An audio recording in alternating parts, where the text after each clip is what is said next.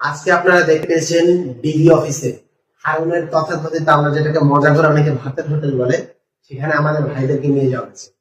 আমাদের ভাইরা যারা অসুস্থ ছিল, যাদেরকে হসপিটালে ট্রিটমেন্ট করতে না দিয়ে তাদেরকে জিজ্ঞাসাবাদের নামে গুম করা হয়েছিল এবং পরবর্তীতে দেখানো হয়েছিল জিজ্ঞাসাবাদ, যখন আন্তর্জাতিক মিডিয়া সহ সমগ্র বিশ্ব বেশি প্রেশারাইজ করেছিল, বাংলাদেশের জনতা তাদের উপর খেপে উঠেছিল, তখন তারা গ্রেপ্তার দেখিয়েছে, বলেছে জিজ্ঞাসাবাদের কথা, বলেছে তারা নিরাপত্তাহীনতায় ভোগে।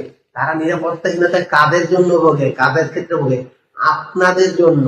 আপনারা তাদের নিরাপত্তাটাকে মাটিতে মিশিয়ে দিয়েছেন, আপনাদের জন্য তারা নিরাপদ। তো আজকে দেখা গেল কি, আমার ভাইদেরকে জোরপূর্ব অস্ত্রের ঝনঝনানিতে জোরপূর্ব একটা স্ক্রিপ্টেড জিনিস লিখে দেওয়া হয়েছে এবং সেটাকে বলা হয়েছে।